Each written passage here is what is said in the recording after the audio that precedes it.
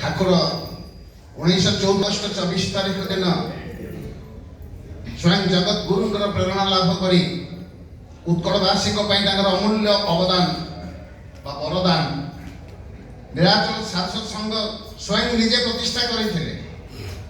ସେ ଆମକୁ ଯେଉଁ 2-4 ପଦ କଥା ସେଦିନ କହିଥିଲେ ତାହା ହିଁ ଆମର ଗୁରୁତ୍ୱପୂର୍ଣ୍ଣ, ଅତି ଗୁରୁତ୍ୱପୂର୍ଣ୍ଣ, ତାକୁ ହିଁ ପ୍ରାଥମିକତା ଦେବା କଥା।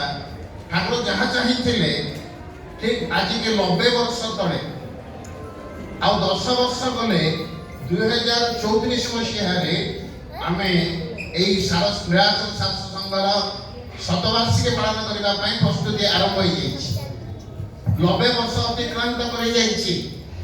ଆମେମାନେ ତାଙ୍କର କୃପାରୁ ଯେଉଁମାନେ ତାଙ୍କର ଚରଣାଶ୍ରିତ ହେଇପାରିଛନ୍ତି, ତାଙ୍କୁ ଦର୍ଶନ ଲାଭ କରିଛନ୍ତି, ତାଙ୍କର ବାଣୀ ଶ୍ରବଣ କରିଛନ୍ତି, ତାଙ୍କୁ ଗୃହାସନରେ ପ୍ରତିଷ୍ଠିତ ଆସନରେ ଦୈନନ୍ଦିନ ସକାଳ ସନ୍ଧ୍ୟାରେ ପୂଜା ଉପାସନା ମନ୍ତ୍ର ପ୍ରାର୍ଥନା ମଧ୍ୟ କରୁଛନ୍ତି ଏବଂ ସଂଘରେ ମଧ୍ୟ ଯୋଗ ଦେଉଛନ୍ତି। ଏବଂ ପ୍ରଥମେ ଆମେ ସମସ୍ତେ ଯେଉଁମାନେ ତାଙ୍କର କୃପାପ୍ରାପ୍ତ ଚରଣାଶ୍ରିତ ନିଜେ ନିଜକୁ ଆତ୍ମସମୀକ୍ଷା କରିବାର ବେଳ ଯେ ପ୍ରକୃତରେ ତାଙ୍କର କଥା ଆମେ କେତେ ଦୂର ପ୍ରତିପାଳନ କରିବା ପାଇଁ ଚେଷ୍ଟିତ ଅଛନ୍ତି, କେତେ ଦୂର ଅଗ୍ରଗାମୀ ହେଇଛନ୍ତି, କୋଉଠି ପହଞ୍ଚିଛନ୍ତି, সেই সম্পর্কে ଆମେ ଟିକେ ସତର୍କ ହେବା, ସଚେତନ ହେବା, ତାଙ୍କର ଇଚ୍ଛାକୁ ଫଳବତୀ କରିବା ପାଇଁ, ଜୀବନରେ ସଫଳ ଭାବରେ ରୂପାୟନ କରିବା ପାଇଁ ଆମର ଚେଷ୍ଟା, ଆମର ଆତ୍ମଚେଷ୍ଟା, ଆମର ପୁରୁଷକାର ଆମେ ଅବଲମ୍ବନ କଲେ ତାଙ୍କର କୃପା ଆକର୍ଷିତ ହେବ। ଆମର ପୁରୁଷକାର ଏବଂ ତାଙ୍କର କୃପା ସମ୍ମିଳିତ ହେଲେ ସଫଳ ନିଶ୍ଚୟ ହେବା। ଠାକୁର ସେ ଆଶା କରିକି ଆମକୁ ଏକାଠି କରିଛନ୍ତି। ଆଜି ଆମେ ପାଠ କରିବା ସଂଘର୍ଷଙ୍କ ପ୍ରତି ଠାକୁରଙ୍କର ଅମୃତ ବାଣୀ ଉପଦେଶ ଗ୍ରନ୍ଥରୁ। ଠାକୁର କହୁଛନ୍ତି, ତୁମେମାନେ ଅନେକ ସମୟରେ ଠାକୁରଙ୍କ ପ୍ରାଣକୁ ଦୃଷ୍ଟି ପକାଅ ନାହିଁ। ତାଙ୍କର ବିଦ୍ୟମାନତା, ସେ ସ୍ୱୟଂ ନିଜେ ଅଛନ୍ତି। ସବୁ ମୁହୂର୍ତ୍ତରେ ତାଙ୍କର ସଜାଗ ଦୃଷ୍ଟି ଆମ ଉପରେ ପଡ଼ିଛି।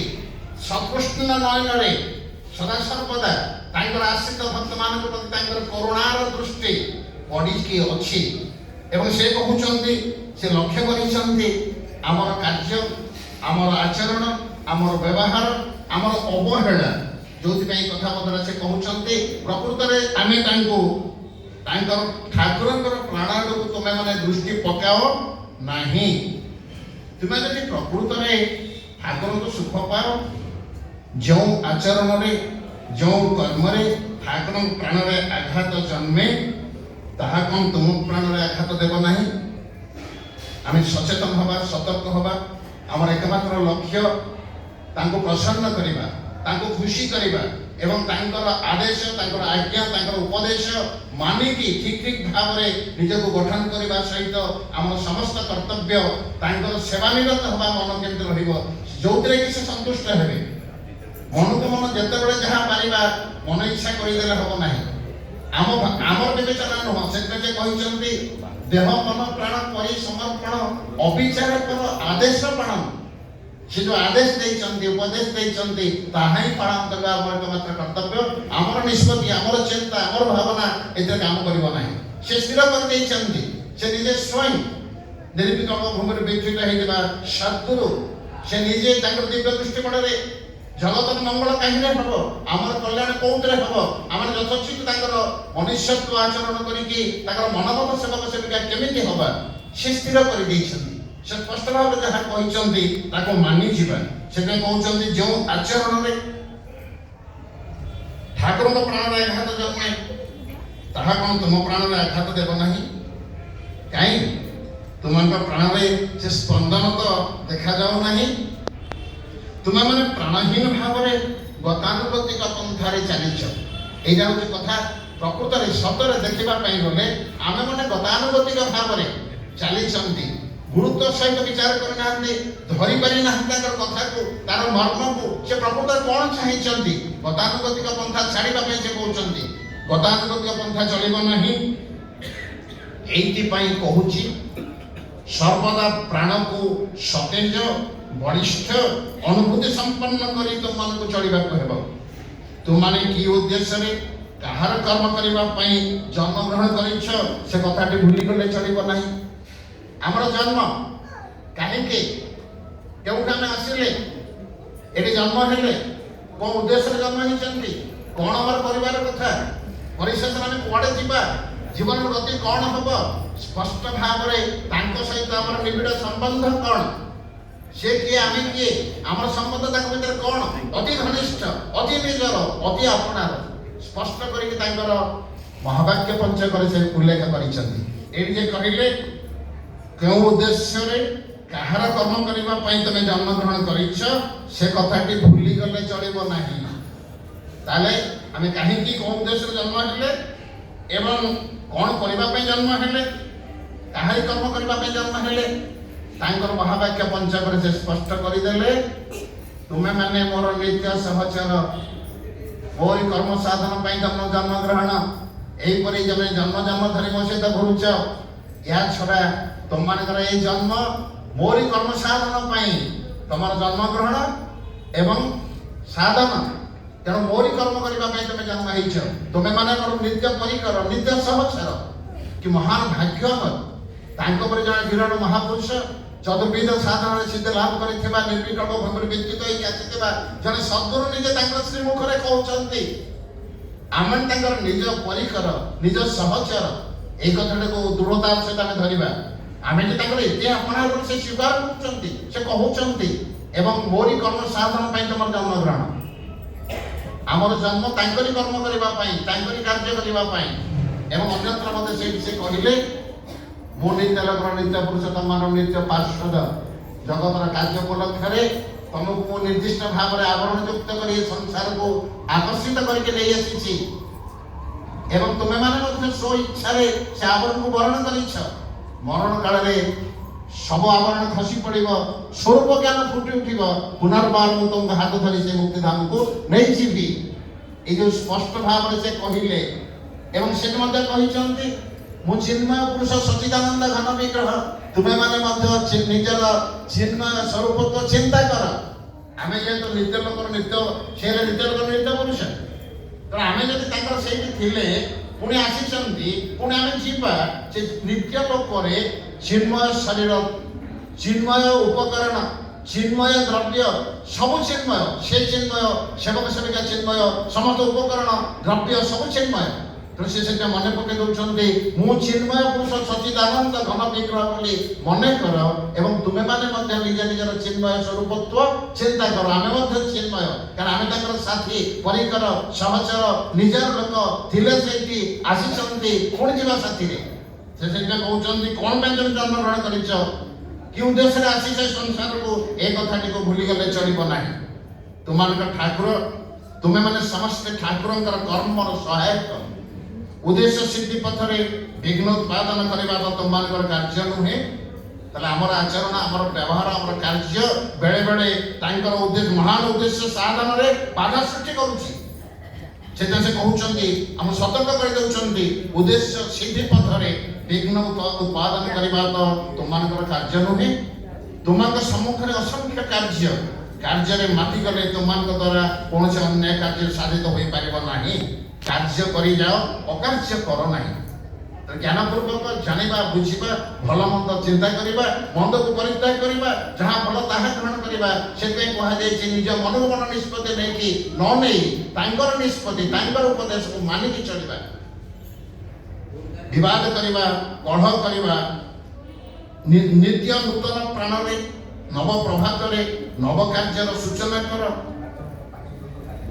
ହଁ ଏଇ କହୁଛନ୍ତି ବିବାଦ କରିବା କଳହ କରିବା ପାର୍ଶ୍ୱଦଙ୍କର କାର୍ଯ୍ୟ ନୁହଁ ସେ ଯୋଉ ଆମକୁ କହିଛନ୍ତି ତମାନେ ମୋର ପାର୍ଶ୍ୱଦ ତାହେଲେ ସେମାନେ କହିଦେଉଛନ୍ତି ପାର୍ଶ୍ୱଦଙ୍କର ଯୋଗ୍ୟତା ହେଲା ବିବାଦ କରିବେ ନାହିଁ କଳହ କରିବେ ନାହିଁ ଆପଣ ଚିନ୍ତା କରନ୍ତୁ ଆମେ କେମିତି ଚଳୁଛନ୍ତି ଠାକୁର ଯୋଉ ମହାନ ଇଚ୍ଛା ଆମକୁ ସଂଗଠିତ କରିଛନ୍ତି ସବୁବେଳେ ସେ କହୁଛନ୍ତି ପରସ୍ପର ଭିତରେ ପ୍ରେମ ପ୍ରୀତି ଭାବ ରଖି ଚଳ କୌଣସି ପ୍ରକାର କେହି କାହାର ବିରୋଧ କର ନାହିଁ ନିଜର ମତ ବ୍ୟକ୍ତ କର କିନ୍ତୁ ସଂଘରେ ନିଷ୍ପତ୍ତି କ୍ରମେ ଯାହା ସ୍ଥିର ହେଇଗଲା ସେଟା ସଂଘର ନିଷ୍ପତ୍ତି ବୋଲି ଗ୍ରହଣ କରିଯିବା ମୋର ମତ ଅଲଗା ହେଇପାରେ ଭିନ୍ନ ହେଇପାରେ ମୋର ମତ ମୁଁ ଦେଇଛି ସେଟା ଗ୍ରହଣ ଯୋଗ୍ୟ ହେଇ ନପାରେ ମୁଁ ଜିଦି କରିବିନି ଯେ ମୋ କଥା ରହିଲା ନାହିଁ ମୋ ମନ ଭାଙ୍ଗିଗଲା ମୁଁ ଗୋଟେ ଦଳ ସୃଷ୍ଟି କରିବି କେଜରକୁ ଏକାଠି କରିବି ବିରୁଦ୍ଧରେ କହିବି ଏଇଟା ଠାକୁରଙ୍କର ବିରୁଦ୍ଧରେ ସବୁ ଯିବ ଠାକୁର ସେମିତି ସତତ କହୁଛନ୍ତି ବିବାଦ କରିବା କଳହ କରିବା ପାର୍ଶ୍ୱଙ୍କର କାର୍ଯ୍ୟ ନୁହେଁ।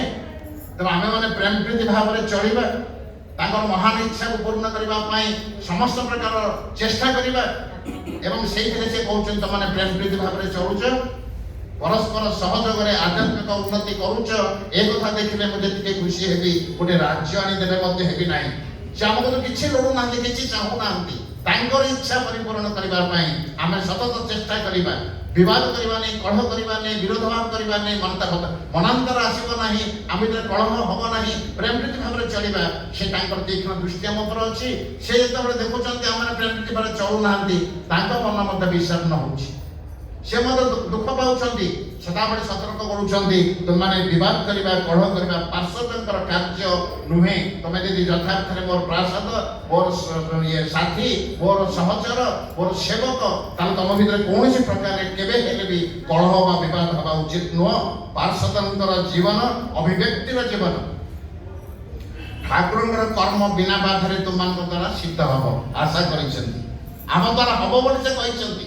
ଠାକୁର ଅନ୍ୟତ୍ର କହିଛନ୍ତି ଆଲୋଚନା ପ୍ରସଙ୍ଗରେ, ତମକୁ ମୁଁ ଏମିତି କାର୍ଯ୍ୟ କହି ନାହିଁ ଯାହା ତୁମ ଦ୍ୱାରା ହବ ନାହିଁ।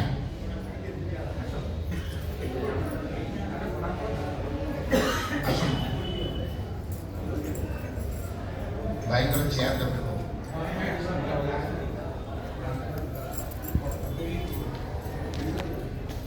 ତାହେଲେ ତୁମମାନଙ୍କର ସମସ୍ତଙ୍କର ଜୀବନର ଏକମାତ୍ର ଲକ୍ଷ୍ୟ ଠାକୁରଙ୍କର କର୍ମ ସାଧନ, ଆମର ନୁହଁ।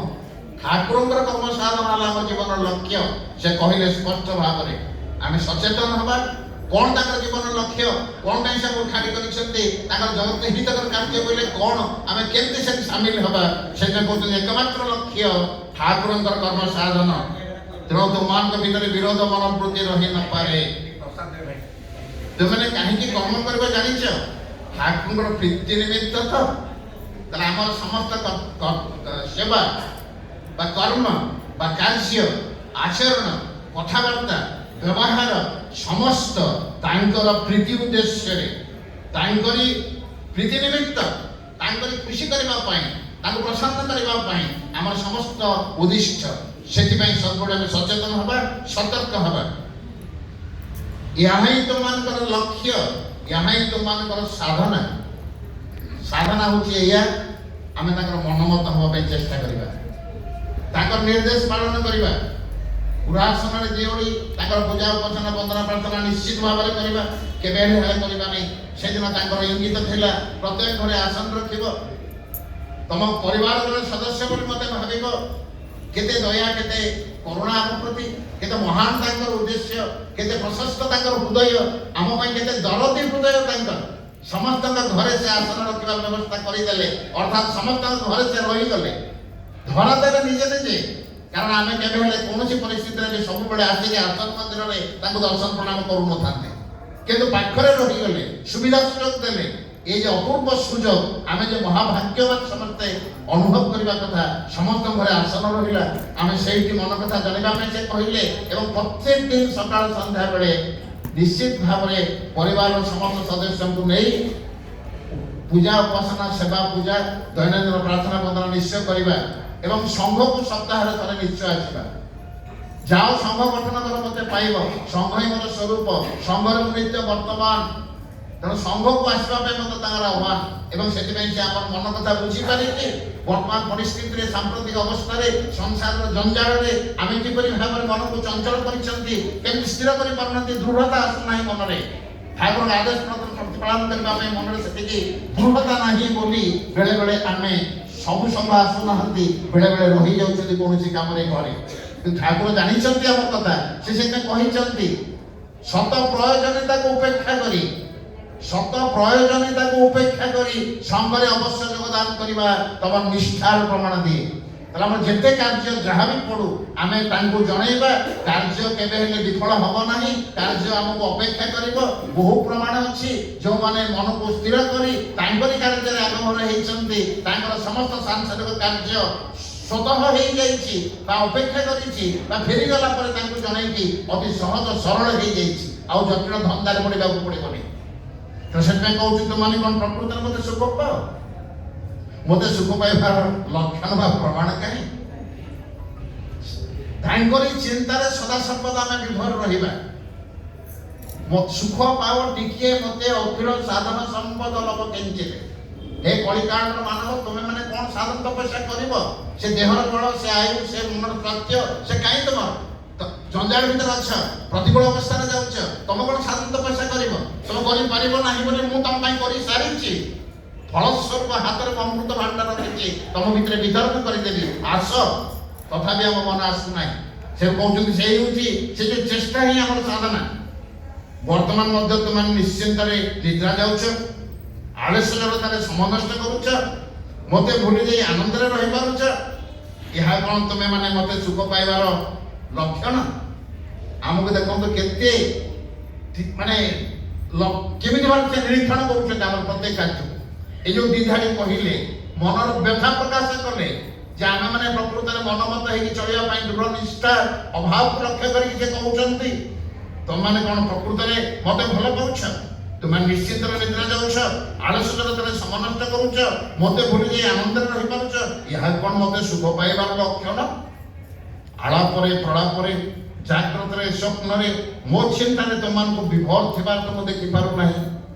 सेना से कहउचंती सदा सर्वदा आमे तांकरी रूप ध्यान नाम स्मरण नाम भजन सांसारिक कार्य रे थिला बेले मध्य दियोगी पूजा उपासना वंदना प्रार्थना तो सारी देले गुहासन रे, किंतु अन्य समय सब समय आमे माने अभ्यास करिले हबो, ताही हबो हमर साधना। सेटा ही हमर तपस्या जे आमे माने सदा सर्वदा तांकर सेही मनोलबा चित्तहरणकारी श्रीमूर्ति मन भीतर कि हृदय भीतर फुटी उठिबो। सदा सर्वदा तांकर चिंता रे विभोर रहिबा, तन्मय रहिबा, मझी जीवा, आनंदित हबा, कलड़ित हबा, पुलकित हबा, रोमांचित हबा।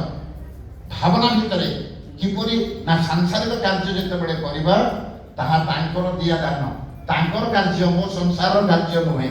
जदि आमे भावना तांकरी कार्य करूचंती बोली को भाबी के संसार कार्य कले मध्य तांकर कार्य जदि भाबिबा से मने पड़िबे, ताहा मध्य एक प्रकार ध्यान तांकरी कार्य मु सदा सर्वदा करूची। सेते पई छोट छोट कथा से कहिछे अति सरल भाव में से बुझाई देइछंती सांसारिक कार्य मध्य किपरि भाव में की भावना नै आमे कले तांकरी चिंता रे विभोर हेकि रहि परिबा। एइति पई से कहउचंती मोर महावाक्य को स्मरण महावाक्य में स्पष्ट करूची तुमे किए मु किए मो सहित संपर्क कोन, तुमर कार्य कोन, काहे के आसीछ, पुणी कुआडे जीवो। सेते महावाक्य को सर्वदा स्मरण करि चल। प्राण को सर्वदा अनुभूति पूर्ण करी रख। अनुभूति प्राण प्राण जागरण है उद्देश्य सिद्ध हेब। तेणु ये सूचना से देले जे आम माने सांसारिक कार्य मध्य भावना भितर तांकरी चिंता रे विभोर रहिबा सदा सर्वदा, तांकरी नाम नबारे अभ्यास करिबा एवं सांसारिक कार्य यदि तांकर कार्य बोली भाबिकी करिबा। यथा उदाहरण स्वरूप भाई बुझौथले बा कहउथले जते बेले आमे प्रत्येक दिन निजे निज घरे रहउथला बेले घर आमे तीन ओडी मां माने ओळांती, झाड़ू मारंती, परिष्कार करंती। आजिकाली अधिका को पोछा भी हेलानी कारण मार्बल टाइल पड़ी गलानी। जदि भावनाटा हम मु मंदिर मार्जना करूची, तांकर मंदिर मु मार्जना करूची, से स्वयं गृहासने उपस्थित अछंती, ए घर द्वार विश्व संपत्ति सब तांकर मु रक्षणाबेक्षण मात्र करूची। तांकरी मंदिर पूजा बा पूजारी भाव में मो मंदिर मार्जना करूची। ओला कोला हला, घर सफा हला, भावना बल रे फलटा मध्य बहु गुणित हो गला। रोषे करूचंती भावना करबा तांको उद्देश्य मु भोग रंधन करूची। खिला निवृत्ति निमित्त प्रत्येक दिन तीन बेला रोषे करके खाउचंती। से रोषे करूथला बेले मन भीतर जे भावना हबो मु परिवार काटुची, जोगाड़ करूची, रोषे करूची, सब रकम करूची तांको पई। तांकर भोग रंधन करूची भावना हेले फल मध्य अलगा मिलिबो, ता अमृत रे परिणत हेजिबो, महाप्रसाद रे परिणत हेजिबो। ताको हम भक्षण करिबा, ताको हम खुदा निवारण करि परिबा। गोटे छोट छुआ लालन पालन मां माने करूचंती भावना करबे से मोर पिला नह, तांकर दिया दान देव शिशु मो कोल रे आविर्भूत। गोटे देव शिशुर लालन पालन करिबार दायित्व मो पर दिया जायछि। से भावना करिकि यत्नर सहित तार लालन पालन करिबा। तले एही परि प्रत्येक सांसारिक कार्य तांकर कार्य बोली भाबिकी भावना करिकि तांको स्मरण मनन करिकि तांको चिंता करिकि नाम जप द्वारा नाम जप चली थिबो। तुंडरे नाम हाथ रे काम ହାତରେ କାମ ଚାଲୁ, ତୁଣ୍ଡରେ ନାମ ନେବାର କ'ଣ ଅଭ୍ୟାସ ଅଛି? ବଡ଼ ପାଟି କରି ଉଚ୍ଚାରିତ କରିକି ନୁହଁ, ମନେ ମଧ୍ୟ ନାମ ନେଇଯାଇପାରିବ। ନାମ ନାମେ ଅଭିନ୍ନ। ତେଣୁ ନାମ ଯେତେବେଳେ ଆମେ ନେଉଛନ୍ତି, ନାମୀ ମଧ୍ୟ ମନେ କରୁଛନ୍ତି, ତାଙ୍କ ରୂପ ମଧ୍ୟ ଆଗରେ ଝଲିସି ଯାଉଛି, ସେ ମଧ୍ୟ ଆସି ଯାଉଛନ୍ତି ମନକୁ ମନ। ତାଙ୍କର କାର୍ଯ୍ୟ କରୁଥିଲା ବେଳେ ତାଙ୍କର ଭାବନା କରିଦେଲେ ସେ ମଧ୍ୟ ଦେଖାଯାଉଛନ୍ତି। ଏହିପରି ଭାବରେ ଆମେମାନେ ଆମର ଗତିପଥକୁ ଏପରି ଭାବରେ ନିୟନ୍ତ୍ରିତ କରିବା, ସାଧାରଣ ଲୋକ ଭାବରେ ନ ଚଳି ତାଙ୍କର ଆଦେଶ ପ୍ରତିପାଳନ ପୂର୍ବକ ତାଙ୍କରି କାର୍ଯ୍ୟ କରିକି ଭାବନା ଦ୍ୱାରା, ଚିନ୍ତା ଦ୍ୱାରା ସଦାସର୍ବଦା ଆମେ ତାଙ୍କର ଚିନ୍ତାରେ ବିଭୋର ରହିବା, ତନ୍ମୟ ହେବା, ଆନନ୍ଦିତ ହେବା, ପୁଲକିତ ହେବା। ଜୟ ଗୁରୁ।